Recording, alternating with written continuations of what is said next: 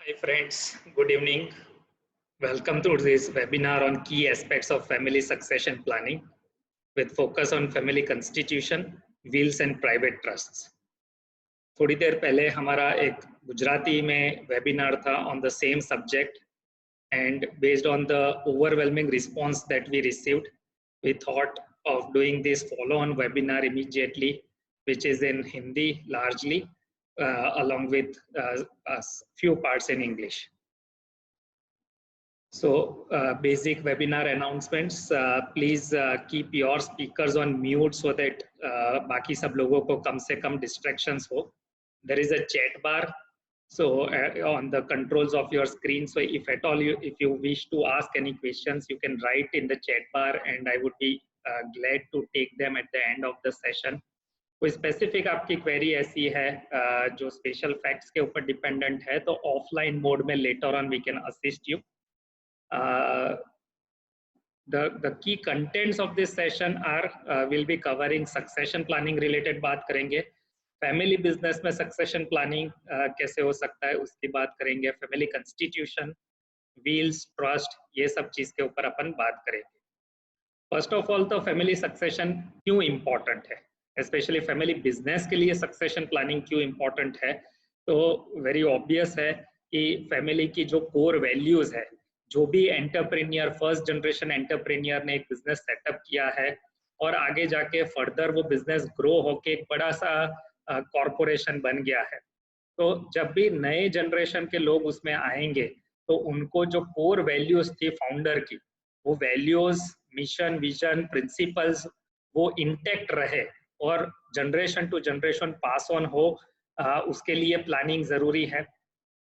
Second कि काफी लोगों जो specially Gujarati community, Marwari community में मैं देखता हूँ कि जो एसेट्स परचेज करते हैं, वेल्थ जो क्रिएट होती है, वो इन्वेस्टमेंट होता है फैमिली फंड्स आउट ऑफ, यानी फैमिली का कॉमन फंड्स यूज होता है इन्वेस्टमेंट करने में, एसेट्स क्रिएट करने में, पर फॉर लीगल पर्पसेस वो किसी एक जन या दो जन के नाम पे एसेट रजिस्टर्ड होती है. तो वो जब फर्स्ट ब्रदर लेवल की बात है, फर्स्ट जनरेशन की बात है, तब तक वो बहुत दिक्कत नहीं आती है, पर as soon as you have multiple generations enter the business, तब ये लैक ऑफ क्लैरिटी बहुत प्रॉब्लम क्रिएट करती है कि किसी एक जन के नाम पे वो बिजनेस है या बिजनेस एसेट है या पर्सनल एसेट है, पर सही में वो अगर फैमिली की कॉमन एसेट है तो वो डिस्टिंक्शन नहीं रहता है, तो दिक्कत होता है. We have seen numerous cases in the past, जब कोई एसेट एक जन के नाम पे ली गई है, the person has passed away and the successors, the heirs, would claim that that asset belongs to them in their personal capacity, while the larger family claims that this is a family asset जो सबको belong करती है. तो ये type के जो issues आते हैं उसको रिजॉल्व किया जा सकता है ये family business succession planning through. Conflict management का एक जरिया है, आगे जाके कम से कम कॉन्फ्लिक्ट्स हो, और पूरा ये family and family business should become a source of strength rather than conflicts. People should feel a sense of joy and bonding by being part of the family rather than fighting between themselves. तो और पूरा structure ऐसे create किया जाए ताकि एक inherent flexibility मिले. अगर जब न्यू जनरेशन एंटर हो रहा है, किसी को बिजनेस में जुड़ना है, किसी को बिजनेस में नहीं जुड़ना है, तो in all those cases if there is a proper framework it is useful. Going on to what is succession planning, पहले succession planning क्या है. So it is planning for incapacity, retirement and death, especially of the founders or the key first generation entrepreneurs. उन्होंने पूरा जो create किया है उसके लिए before they pass on the mantle to anyone else, उसका कैसे planning करना है. Transfer of assets to the family during or after the lifetime as per one's wishes. आगे जाके डिस्प्यूट्स मिनिमाइज हो, एक्सपेंसेस मिनिमम हो, लीगल एक्सपेंसेस हो, cost हो, तो वो सब चीज सक्सेशन प्लानिंग थ्रू अच्छे से किया जा सकता है. And the entire subject therefore includes creation of wills, trust, gifts, guardianship वगैरह. ये slide shows the complete wealth cycle of a typical entrepreneur. So जो भी फर्स्ट जनरेशन एंटरप्रेन्योर है, जो फाउंडर है, he'll set the stone for the premises for the entire business. उन्होंने business start किया, एक स्टेज के बाद उसमें बाकी ब्रदर्स फैमिली मेंबर्स जुड़ते गए और बिजनेस को पूरा ग्रो किया. सो ग्रोथ फेज हुआ. ग्रोथ फेज होने के बाद एक बार एक बड़ा सा बिजनेस क्रिएट हो गया है, वो स्टेज पे फाउंडर विल थिंक कि now it is important to preserve this business. And वो प्रिजर्वेशन के बाद प्रोटेक्शन का फेज आता है कि अभी नए बहुत रिस्क नहीं लेना है, एटलीस्ट जो क्रिएट किया है वो आगे जाके मेंटेन रहना चाहिए, तो वो प्रोटेक्शन की बात आती है. And at some stage when the founder is on the verge of retirement, या if he is not keeping well, he'll think कि अभी ये एसेट्स, ये वेल्थ जो क्रिएट हुई है वो कैसे अपन अच्छे से नेक्स्ट जनरेशन को पास ऑन करे. तो ये पूरा वेल्थ साइकिल है जो बहुत इंपॉर्टेंट है. फाउंडर जब 20-21 साल का है और बिजनेस में नए नए आए हैं, तब से लेके 70-80 साल की पूरी जर्नी में ये अलग अलग स्टेज के ऊपर से होते होते लास्ट स्टेज डिवॉल्वमेंट है. और ये पूरे स्टेज दरमियान बहुत इंपॉर्टेंट है कि ये पूरा सक्सेशन प्लानिंग वाला थॉट प्रोसेस इवॉल्व हो. These are some facts about family businesses. This is relevant to most businesses in Asia as well as within India, especially Gujarati and Marwadi businesses, which are predominantly family-run businesses. So the global research says that most family businesses cannot survive together for more than 3 generations. In most of the cases, second generation आते आते ही 10 में से 3 businesses survive नहीं कर पाते हैं, और third generation तो 10 में से एक बिजनेस ही सर्वाइव करता है. Again, most of these businesses fail not because of any external factors, because of mainly internal factors. और खास करके सक्सेशन प्लानिंग नहीं अच्छे से किया है, फैमिली कॉन्फ्लिक्ट्स को अच्छे से रिजॉल्व नहीं कर पाते, इसलिए फेल होते हैं. Again, most of the family businesses face a lot of challenges, especially जो founders है, they would know and they would empathize and sympathize with other founders.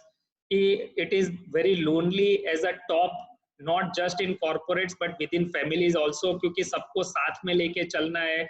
fairness, transparency, integrity, वो सभी qualities बहुत important हो जाती है जब multiple लोग बिजनेस में इन्वॉल्व है from the same family. Brothers है, नेफ्यूज है, भतीजे, चाचा, जितने जन इन्वॉल्व है. तो typically this are the challenges which the founder would face कि एक तो कौन सी पर्सनल एसेट्स है और कौन सी बिजनेस एसेट्स है. पर्सनल एसेट्स को कैसे प्रोटेक्ट किया जाए, बिजनेस की कंटिन्यूटी कैसे मैनेज करे, लीडरशिप कब तक और डिसीजन मेकिंग कब तक उनके हाथ में रखे, और कौन से स्टेज में नेक्स्ट जनरेशन या फर्दर लोगों को पास ऑन हो. व्हाइल डूइंग दैट, वैल्यूज कितने क्लियरली प्रोपोगेट हो सके ताकि आगे जाके वो डाइल्यूट ना हो जाए, कितना कंट्रोल करना चाहिए, कितना नहीं करना चाहिए, कितना फंड चैरिटेबल या फिलॉन्थ्रॉफी में जाना चाहिए.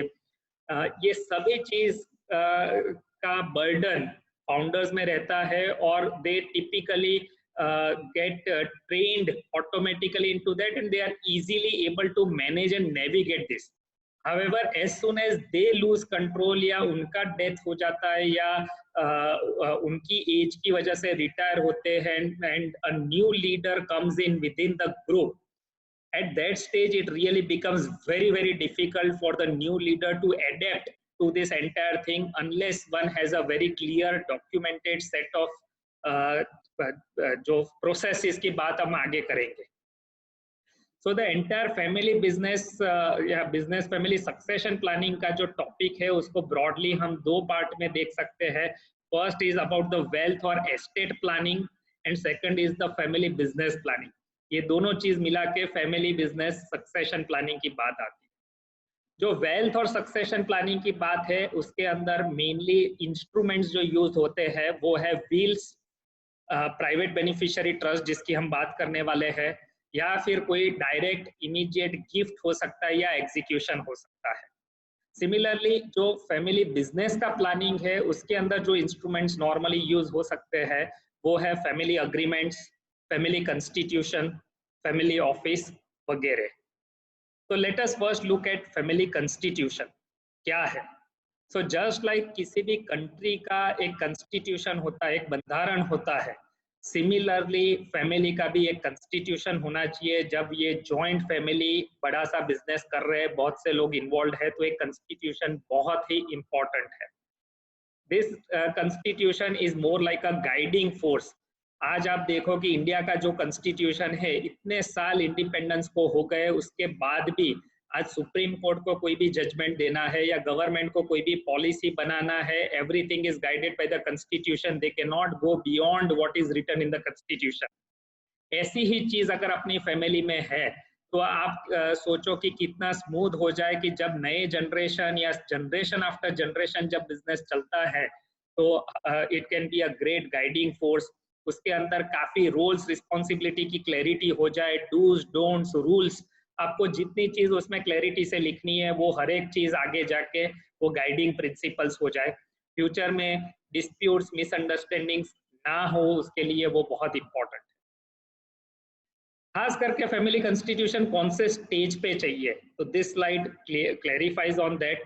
नॉर्मली जब फाउंडर ने खुद बिजनेस नया स्टार्ट किया है और फिर ग्रोथ फेज में उनके रियल ब्रदर्स, छोटे भाई वगैरह को इन्वॉल्व किया है, प्रोबेबली एट दैट स्टेज अभी भी फैमिली कंस्टिट्यूशन की उतनी बड़ी रिक्वायरमेंट नहीं है। पर एज सुन एज नया जनरेशन पिक्चर में आने लगे, weather it is son daughter या ब्रदर सन, उनका मैरिज हो, उनकी स्पाउसेस, उनकी वाइफ वगैरह पिक्चर में आने लगे, वो स्टेज पे फैमिली कंस्टिट्यूशन बहुत इंपॉर्टेंट हो जाता है। उसमें भी जब वो जनरेशन बिजनेस में आती है, स्पेशली जब लीडरशिप जो फाउंडर है वो डिसीजन मेकिंग पावर्स वगैरह नेक्स्ट जनरेशन को पास ऑन कर रहे हैं, वो स्टेज पे अगेन फैमिली कंस्टिट्यूशन बहुत ही इंपॉर्टेंट हो जाता है। एक्सटेंडेड फैमिली में से अगर बहुएं बिजनेस में पार्टिसिपेट कर रही है, जमाई पार्टिसिपेट कर रहा है, या sister's husband, anyone else is also involved, then also it is very important to have a proper constitution in place. Similarly, different business interests within the same family, अगर बहुत complex business यानी एक से ज्यादा businesses है और complexity business की बढ़ रही है, तो जरूरी है expansion and diversification हो रहा है business का। Objectives क्या होंगे family constitution? So the key objective is to define the rules for the family with respect specially the business, the family business. इसके अंदर वैल्यूज क्या होगी, प्रिंसिपल्स क्या रहेंगे, पॉलिसीज क्या रहेंगी, ये सब चीज अच्छे से डिफाइन करना रहेगा। अगर फैमिली काउंसिल जैसा अपन एक कंसेप्ट करते हैं, जैसे कंपनीज में बोर्ड ऑफ डायरेक्टर्स होते हैं, वैसे ही फैमिली के अंदर एक कोर काउंसिल हो सकता है of the key people who are the key decision making authority within the family। तो वो अच्छे से डिफाइन करना, वो कैसे डिसीजंस लेंगे, मेजोरिटी से होगा कि कंसेंसस से होगा, वो सब चीज डिफाइन हो सकते हैं। डिस्प्यूट रिजोल्यूशन कैसे होगा, ये पूरा गवर्नेंस फ्रेमवर्क फैमिली कंस्टिट्यूशन में एस्टैब्लिश हो सकता है। अभी ये इतना इजी भी नहीं है। While drawing a proper family constitution, one has to think of a host of other aspects। जैसे कुछ इश्यूज यहाँ पे लिस्ट हुए हैं कि बिजनेस है, उसमें बाहर का इन्वेस्टमेंट आप कर, बिजनेस के बाहर आप इन्वेस्टमेंट कर सकते हो कि नहीं कर सकते हो। कोई भी पर्टिकुलर फैमिली मेंबर बोले कि मुझे स्टॉक मार्केट में इन्वेस्ट करना है, किसी और बिजनेस में करना है, तो whether that should be allowed और नॉट अलाउड।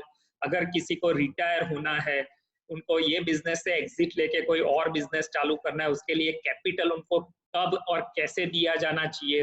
वो सेकंड बिजनेस में अगर लॉस होता है, तो whether the family should support it or not.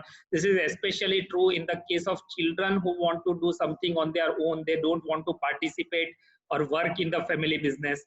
किसी पर्टिकुलर फैमिली मेंबर को बिजनेस बेचना है, या he is getting some investor who is offering some good valuation, whether that should be allowed or not allowed। सबका vision unified अपन करके आगे चल सकते हैं कि नहीं चल सकते, वो विजन कैसे होना चाहिए। स्पाउसेस यानी बहू है, जमाई है, उनको बिजनेस में पार्टिसिपेट करना देना चाहिए कि नहीं करने देना चाहिए। चिल्ड्रन वगैरह को भी जब बिजनेस में पार्टिसिपेट करवाते हैं, whether they should be paid any remuneration, कुछ परफॉर्मेंस या अकाउंटेबिलिटी होना चाहिए कि नहीं होना चाहिए। ऐसी बहुत सी चीज है जिसके ऊपर फोकस करना पड़े जब when you are preparing a family constitution। Again, you will have to think of a lot of flexibilities to be incorporated in the family constitution। किसी भी की इंडिविजुअल का डेथ हो जाए, कोई मैट्रिमोनियल डिस्प्यूट्स हो जाए, काफी बार अपन देखते हैं कि अभी उसकी फ्रीक्वेंसी भी बढ़ रही है, and because of some dispute, matrimonial disputes, because of some divorce related proceedings, the family business can be impacted. Yeah, if the assets are owned by that family member, particular family member, then it can get into litigation in the dispute itself. Taxation related issues को ध्यान में रखना है. Competency and willingness of the heirs to manage the business. Business getting into difficulty, जैसे ये कोविड-19 वाला situation है, ऐसी सिचुएशंस आए तो कैसे उसको मैनेज कर सकते हैं. ये हर एक चीज फैमिली कॉन्स्टिट्यूशन में हो सकता है, और हर एक चीज रिलेटेड आप प्रोसेस डिफाइन करना चाहिए. कैसे लीडरशिप फंक्शन करेंगे, स्ट्रक्चर्स कैसे रहेगा, डिसीजन मेकिंग कैसे रहेगी, नेक्स्ट जनरेशन का रोल कैसे रहेगा, उनका प्रोसेस, हर एक चीज can be part of this family constitution. Again, when we are talking about the family constitution in the context of family business, it is very important to define a proper governance structure. Just like कोई corporate कैसे function करता है, ownership separate होता है, management separate होता है, ऐसी ही चीज family business में शायद कर सकते हैं, क्योंकि आगे के generation में there are few of the children जिनको business में participate करना है और किसी को नहीं करना है. तो जो भी बंदा पार्टिसिपेट फुल टाइम बिजनेस में ध्यान नहीं दे रहा है, उनको शेयर होल्डिंग की वजह से या उनका फैमिली का इंटरेस्ट की वजह से they should get some participation in the family profits. However उनको रेम्यूनरेशन वगैरह नहीं मिलना चाहिए. जो फुल टाइम जो बिजनेस में कंट्रीब्यूट कर रहे हैं उनको इंसेंटिव्स एंड रेम्यूनरेशन मिलना चाहिए. तो just like corporates, you can divide the entire family business structure into ownership and management. आप डिफरेंट कर सकते हो. पूरा रूल बेस्ड आप गवर्नेंस स्ट्रक्चर क्रिएट कर सकते हो, जिसके अंदर अटेंडेंस, टाइमिंग से लेके पूरी अकाउंटेबिलिटी रहे. कोई भी मीटिंग वगैरह होती है तो एजेंडा के साथ स्टार्ट हो और मिनट्स के साथ वो एंड हो. बजट्स, गोल्स, जो भी एनुअल पूरा प्लानिंग का प्रोसेस कॉर्पोरेट्स में होता है, आप वो सेम चीज कर सकते हो. अगर कोई नया प्रोजेक्ट कोई प्रपोज करता है, स्पेशली कोई one of the children is proposing a new business, तो उसमें पे बैक कैसे है, इंटरनल रेट ऑफ रिटर्न कैसे है, ये सब चीज के ऊपर जैसे प्रोफेशनल मैनेजमेंट होता है, वो सेम चीज आप फैमिली बिजनेस में भी इजीली इनकॉर्पोरेट कर सकते हो. तो कैसे फैमिली कॉन्स्टिट्यूशन ड्राफ्ट किया जाए? So first it starts with the family's mission or ethos. There should be utmost clarity with the founder जो भी ये create करने की try कर रहा है कि उनके values, core values क्या है, principles क्या है. If that is clear, a lot of other things will fall in place. कितनी पर्सनल प्रायोरिटी आप अलाउ करना चाहते हो, कंबाइंड कितनी ग्रुप लेवल पे आप कैसे एसेट्स बिल्डअप करना चाहते हो, या पर्सनल लेवल पे एसेट्स कैसे डिवाइड होगी, ये हर एक चीज आपको क्लियरली सोचना है और हर एक के रिलेटेड रूल्स बनाना है, not just for today but for generations to come. एक प्रश्न ये हो सकता है कि whether this family constitution can have a legal status. ये लीगली बाइंडिंग कुछ हो सकता है इसमें? Answer is yes and no. कुछ हद तक ये family constitution could be a moral agreement and कुछ हद तक वो लीगल हो सकता है. Specially suppose if you have a private limited company और वो कंपनी के शेयर्स आप फैमिली एक प्राइवेट बेनिफिशियरी ट्रस्ट बना के उसमें रख सकते हो, तो वो ट्रस्ट डीड आपका जो बनेगा, जिसके रिलेटेड अपन आगे बात करेंगे, तो वो लीगल डॉक्यूमेंट हो सकता है. या ऐसा नहीं भी करते हो, पर जो कंपनी का आर्टिकल्स ऑफ एसोसिएशन है उसमें भी जो फैमिली कॉन्स्टिट्यूशन के की पॉइंट्स है आप इनकॉर्पोरेट कर सकते हो, ताकि वो कंपनी लॉ के अंदर भी वो कॉन्स्टिट्यूशन आपका प्रोटेक्ट हो जाए. उसके अलावा आप मेमोरेंडम ऑफ अंडरस्टैंडिंग कर सकते हो, शेयर होल्डर्स अग्रीमेंट कर सकते हो. ऐसे काफी डॉक्यूमेंट आप क्रिएट करके lot of things can be given legal structure. However, there could be certain things which may not be possible to give a legal shape. Again, will भी एक important चीज है जिसके थ्रू आप legal structure create कर सकते हो. So we'll talk on the wills as well as the private beneficiary trust in a while, but it is important to understand कि as far as possible आप जितना उसको legal स्वरूप दोगे उतना उसका sustainability आगे जाके ज्यादा रहेगा. Again, while creating the family constitution and this entire structure, keep in mind to expect all the unexpected things to happen. तो ऐसी कोई भी event या situation हो जाए जो unexpected है, तो your structure and constitution should be good enough to take care of that, तो वो ध्यान में रख के आपको बनाना है। सिमिलरली जिसको बिजनेस कंटिन्यूटी प्लानिंग बोलते हैं, ऐसी प्लानिंग भी इनहरेंटली ये कंस्टिट्यूशन बनाते समय आपको करनी है, तो just keep this in mind. Other elements जो फैमिली कंस्टिट्यूशन बनाते समय ध्यान रखने हैं, should be part of the framework और the legal documents that you prepare. Important is कि कौन सी प्रॉपर्टी कॉमन प्रॉपर्टी है, कौन सी प्रॉपर्टी इंडिविजुअल या पर्सनल प्रॉपर्टी है, rights and obligations family members के क्या रहेंगे, स्पेशली बहू आई तो कितना खर्चा वो कर सकती है, अगर फ्लाइट में ट्रैवल कर रही है तो इकोनॉमी फ्लाइट में वो लोग ट्रैवल करेंगे कि बिजनेस क्लास में, ये सब चीज आप डिफाइन कर सकते हो और करना चाहिए। List of personal and group assets, again as of now की भी आपकी जितनी एसेट्स है वो लिस्ट डाउन करनी चाहिए कि इतनी चीज ग्रुप यानी फैमिली की है और इतनी पर्सनल है, and signature should be taken of everyone so that later on there is no dispute. नहीं तो कई बार क्या होता है, स्पेशली मान लेते हैं कि अनफॉर्चुनेटली कोई यंग फैमिली मेंबर की डेथ हो जाए और वो केस में फिर उनकी वाइफ जो है, उनकी फैमिली जो है वो साइड से प्रेशर आता है and they start getting involve in the family affairs as well as the accounting and family business, और वो फिर पूरा कॉन्फ्लिक्ट वाला सिचुएशन हो जाता है। तो क्लैरिटी के लिए पहले से सबकी सिग्नेचर ली हुई है, then it is very clear. Similarly exit of members कैसे होगा, रिटायरमेंट, रेजिग्नेशन, अगेन कोई पर्टिकुलर सेकंड थर्ड जनरेशन में कोई ऐसा बंदा है जो आउटलाइन से है and you want to expel him out of the business, the family constitution should provide for all that. पूरा जनरेशन अगर स्किप करना है, वो जनरेशन नहीं पर उनके बच्चों को मिले ऐसे करना है, वो सब सोच के कर सकते हैं। कितने हद तक बहू दामाद वगैरह का स्टे रहेगा, शेयर रहेगा, वो आप पहले से क्लियर कर सकते हो।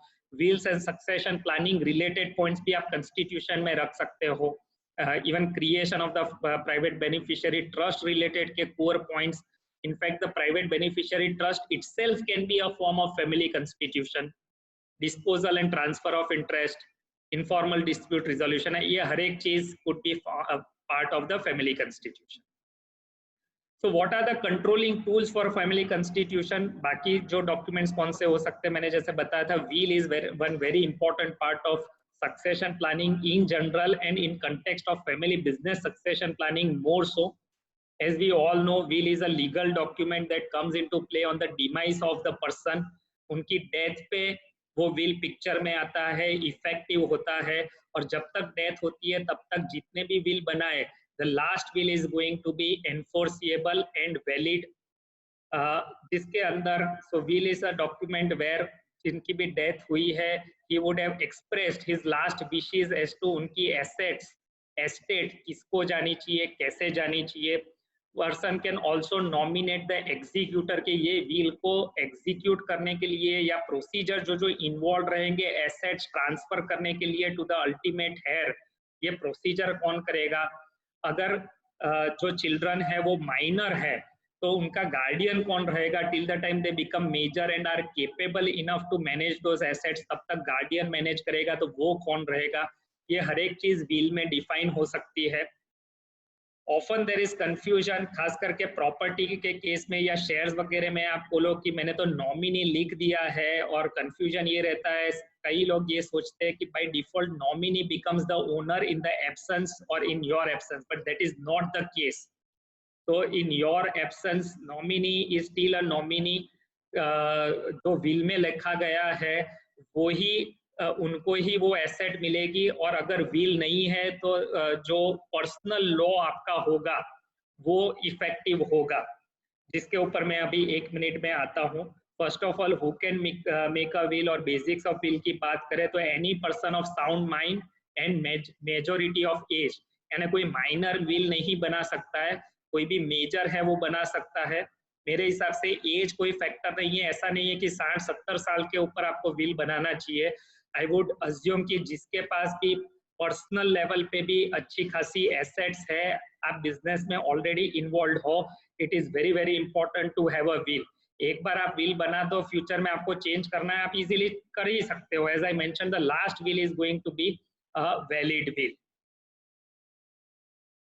What happens if there is no will, ये पॉइंट के ऊपर आते हैं। तो सबसे इंपॉर्टेंट तो कि अगर आपका विल नहीं है तो आपका पर्सनल लॉ जो होगा, तो if you are a Hindu, Jain, Buddhist, Sikh, तो हिंदू पर्सनल लॉ पिक्चर में आता है और उसमें डिफाइन किया गया है कि if you die without a will the assets will go to your heirs in so and so fashion. तो इवन आपकी डॉटर है उसको भी इतना ही इक्वल राइट है as a son in your assets and property if you don't have a will. But if you have a will, आप will through even direct children को नहीं, आप अपने ब्रदर्स को, डिस्टेंट रिलेटिव को, या किसी ने आपकी बहुत सेवा की है या चैरिटी के पर्पस के लिए, विल थ्रू आप किसी को भी एसेट्स दे सकते हो। पर विल नहीं है तो लॉ में जो लिखे गए हैं उनको और वही प्रपोर्शन में मिलेगा। हालांकि ऐसा हो सकता है कि विल नहीं है और फैमिली में बहुत सब अंडरस्टैंडिंग अच्छा है, तो they can still create a family settlement arrangement या family agreement and divide the assets between themselves in a conducive manner. वो पॉसिबल है। पर नॉर्मल केस में if you have substantial wealth and assets, then it is a sure short recipe for conflict if you don't have a will. Again आपने will नहीं बनाया है तो executor कौन होगा वो आप डिफाइन नहीं कर सकते, माइनर चिल्ड्रन के गार्डियन नहीं डिफाइन कर सकते। जबकि आप विल बनाते हो तो वो हर एक चीज आपके कंट्रोल में है। Let us now move to family, private family trust. Again, this is a very very important concept और बहुत लोगों को इसके बारे में कुछ भी पता नहीं है। But according to me, any joint family business above a certain size and scale should be managed in the form of a private family trust. Family trust क्या होता है? तो it is one type of entity which is created under the Indian Trust Act 1882, जिसके अंदर एक settler होते हैं which is normally the founder. He creates the trust and just like company में डायरेक्टर्स होते हैं वैसे ही ट्रस्ट को मैनेज करने के लिए ट्रस्टीज होते हैं। The founder can appoint himself as well as his other children या वाइफ वगैरह को ट्रस्टी बना सकते हैं। And then the trust deed defines beneficiaries, यानी किसको ये ट्रस्ट का लाभ मिलेगा, बेनिफिट मिलेगा। तो entire family members, not just आज की फैमिली, आप फ्यूचर जनरेशंस को भी बेनिफिशियरी बना सकते हो। ऐसे करके ये पूरा फैमिली ट्रस्ट पिक्चर में आता है। So it is a very important method of succession planning and safeguarding of assets. Basically दो टाइप के ट्रस्ट होते हैं। पहले तो मैक्रो लेवल पे एक रिवोकेबल ट्रस्ट है, एक ई रिवोकेबल है। नॉर्मली जब अपन बात करते हैं ई रिवोकेबल ट्रस्ट की बात करते हैं, उसके अंदर दो टाइप के ट्रस्ट होते हैं। एक को बोलते हैं डिस्क्रिशनरी ट्रस्ट, दूसरा होता है स्पेसिफिक ट्रस्ट। डिस्क्रिशनरी ट्रस्ट के अंदर जो भी बेनिफिशियरी है उनका शेयर डिटरमिन्ड नहीं होता है। It is upon the trustees to decide from time to time कि बेनिफिशियरी को क्या और कितना देना है। जबकि स्पेसिफिक ट्रस्ट में it is more like a partnership form, exact share determined होता है कि ये सन को 25% मिलेगा, डॉटर को 10% मिलेगा, वाइफ को इतना जाएगा, जो भी है। तो that is called a specific trust. The trustees manage the affairs of the trust. Trustees can also be beneficiary, यानी सेटलर है वो भी ट्रस्टी हो सकते हैं और बेनिफिशियरी हो सकते हैं। सिमिलरली ट्रस्टीज जो है वो भी बेनिफिशियरी हो जाते हैं, हो सकते हैं, और फ्यूचर जनरेशंस वगैरह को आप उसमें इन्वॉल्व कर सकते हो। तो how the trust is constituted, उसमें क्या लिखा गया, इसमें हर एक चीज आपके हाथ में, फ्लेक्सिबिलिटी है उसमें। लॉ कोई स्पेसिफिक प्रिस्क्राइब नहीं करता है कि आपको ऐसी चीज लिखनी है, आप जो लिखते हो वो बाइंडिंग हो जाता है। Who should set up a private trust?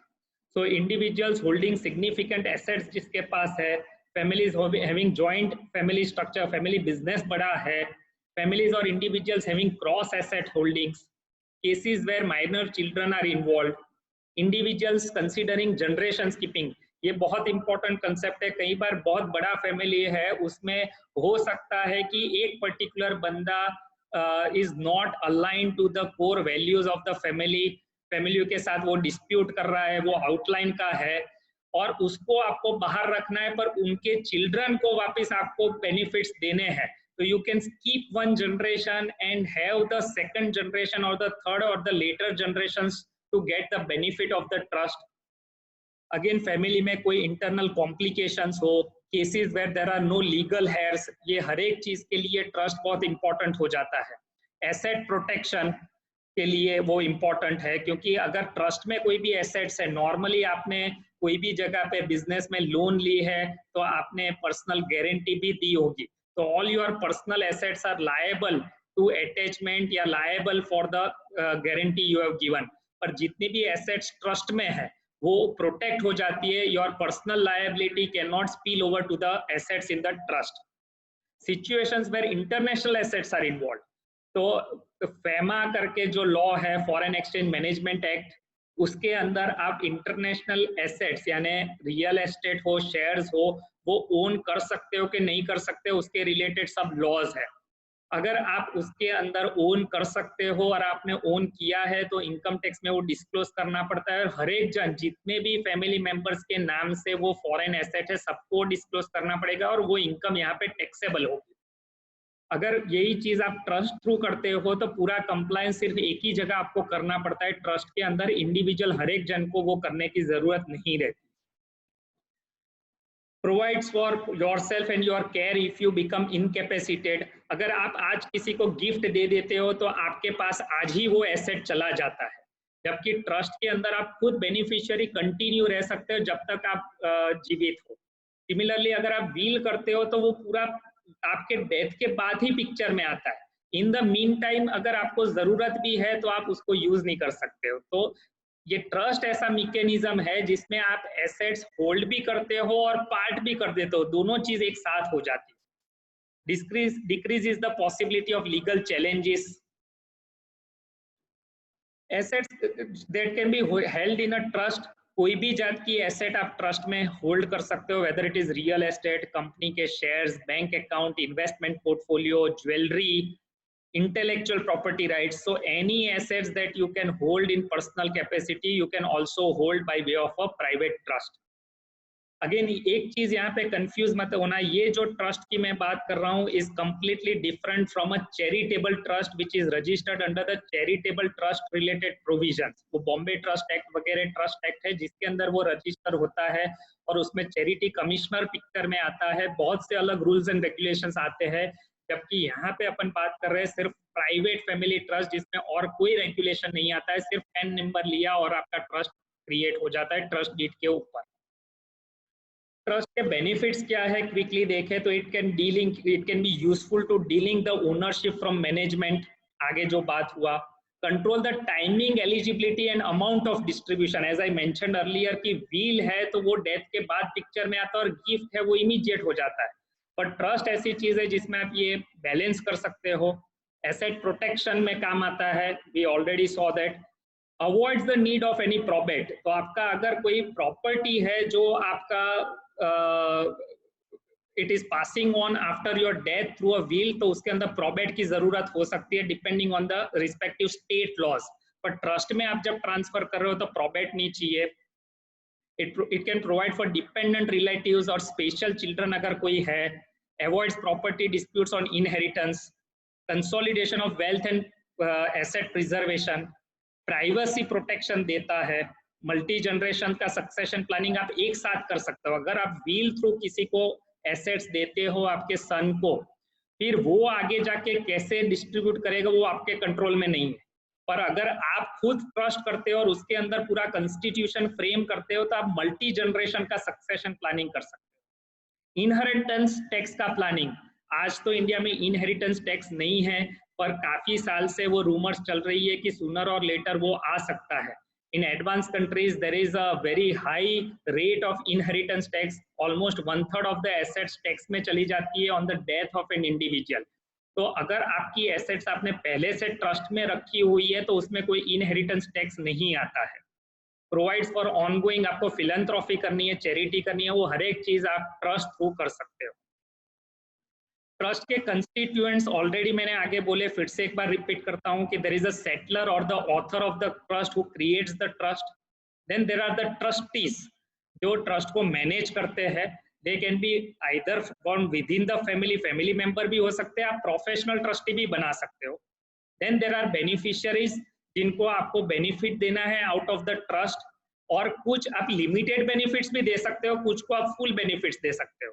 तो आप लिख सकते हो कि बहू को फुल बेनिफिट नहीं रहेगा, पर in case of a medical emergency और सर्टन सिचुएशंस उनको बेनिफिट मिलेगा। There could be a protector who could be appointed. So जब तक फाउंडर खुद एग्जिस्ट करते हैं, वो खुद भी ट्रस्टी है, वो जीवित है, तब तक तो सब ट्रस्टीज ओरिजिनल जो इंटेंशन था उस हिसाब से करेंगे, ऐसा आप एक्सपेक्ट कर सकते हैं। पर आगे जाके ऐसा हो सकता है कि when you are not there as a founder, तो whether the trustees will take the correct decisions or not, you don't know. In that case ये प्रोविजन हो सकता है कि आप कोई प्रोफेशनल या ऐसी कोई जन जो फैमिली में नहीं है पर कोई जिसके ऊपर आप ट्रस्ट करते हो, उनको प्रोटेक्टर बनाओ, ताकि they can watch the decisions of the trustee. They can not take decision themselves, पर अगर ट्रस्टीज कोई गलत डिसीजंस ले रहे हैं तो आप वो उनको अटका सकते हैं, तो उनको प्रोटेक्टर बोलते हैं। This can be defined in the trust. You can also have a letter of wishes which are not mandatory but recommendatory in nature. तो व्हील और ट्रस्ट में क्या फर्क है? द मोस्ट इंपॉर्टेंट मैंने ऑलरेडी बताया कि will comes into existence only on the death of a person, while the trust comes into existence immediately, ताकि आप within your lifetime you can organise the affairs in the manner you want, you can do a proper succession planning, आप assets वगैरह भी trust में hold करके पहले से enjoy कर सकते हैं। टैक्स एंड लीगल एस्पेक्ट्स की बात करें तो रिवोकेबल ट्रस्ट अगर क्रिएट हुआ है तो उनकी इनकम कुछ भी है वो सेटलर की पर्सनल इनकम में क्लब होगी। In the case of irrevocable trust, if it is a specific trust, again the income will be clubbed in the income of the beneficiary. But if it is a discretionary trust, then the trust income will be taxed at the maximum marginal rate, which could be 30-35% in normal cases, or currently last budget के हिसाब से it can go as high as 45-44%. Stamp duty जो है तो there is no stamp duty अगर आप movable assets उसमें transfer करते हो, कोई फाइनेंशियल एसेट्स या डीमेट होल्डिंग्स ट्रांसफर करते हो। अगर फिजिकल फॉर्म में आप शेयर्स है उसको ट्रस्ट में ट्रांसफर करते हो, अगर आपकी प्राइवेट लिमिटेड कंपनी वगैरह के शेयर्स, तो उसके अंदर 0.25% का स्टैम्प ड्यूटी रहेगा। पर इमूवेबल प्रॉपर्टी, रियल एसेट्स वगैरह अगर प्रॉपर्टी आप ट्रांसफर करते हो तो फुल स्टैम्प ड्यूटी लगता है। नो डाउट स्टेट गवर्नमेंट के ऊपर स्टैम्प ड्यूटी रेट फिक्स करने का प्रेरोगेटिव है, तो state to state rates change हो सकता है, और कुछ स्टेट्स के अंदर कंसेशनल रेट भी हो सकते हैं फैमिली ट्रस्ट में अगर आप ट्रांसफर कर रहे हो। There are no capital gains on the transfer of assets into the trust. आपकी पर्सनल एसेट्स जब ट्रस्ट में जाते हैं कैपिटल गेन नहीं लगता है। सिमिलरली ट्रस्ट में से बेनिफिशियरी को फ्यूचर में कोई भी इनकम या एसेट्स जाएगी, कोई कैपिटल गेन नहीं लगेगा।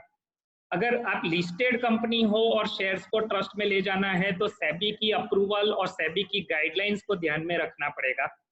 सिमिलरली कोई एसेट्स आपकी फॉरेन एसेट्स है या कोई एनआरआई है जो ट्रस्ट में पार्टिसिपेट करेंगे as a beneficiary, in both this cases cross border कहाँ पे भी इन्वॉल्व होता है, तो रिस्पेक्टिव जो फॉरेन कंट्री रहेगा जहाँ पे एसेट्स है या जहाँ पे एनआरआई है, वो कंट्री के लॉस भी ध्यान में रखने पड़ेंगे। So conclusion is कि if you are running a family business, if the family is large, if the business is good, it is extremely important that you have a proper family succession planning, which should have proper rules, regulations, do's, don'ts. It should be in the form of documents, will, private beneficiary trust, family constitution. Similarly articles of association आपकी company का है उसमें reflect हो सकता है, it could be share holder agreement. ये हर एक तरह से डॉक्यूमेंटेशन अच्छे से करना बहुत ही जरूरी है। So I would really advise all of you to think on this, create a consensus within your family. सब फैमिली मेंबर्स को इन्वॉल्व करना पड़ेगा जब भी आप ये, this is a transformative a radical step to take, and therefore आपको सही में उसके रिलेटेड बहुत सोचना पड़ेगा, अच्छे से करना पड़ेगा, तो ये सस्टेनेबल होगा। Decide on that and then design a appropriate structure, thereafter execute that through proper documentation. If you require any assistance of any type, we have expertise in this entire area, we can advise you on this entire aspect. जो भी documents बनाने हो, whether it is will, whether it is private beneficiary trust या family constitution वगैरह, we can help you in the entire process. We can also help you in brainstorming within the family to derive a consensus before you actually put in place a proper framework. With this, I would like to end this session. Thank you very much for the patient hearing and for being part of this session. If you have any query whatsoever, you can always reach out to us directly on email, on WhatsApp, and we would be really glad to help you and assist you. Thank you again.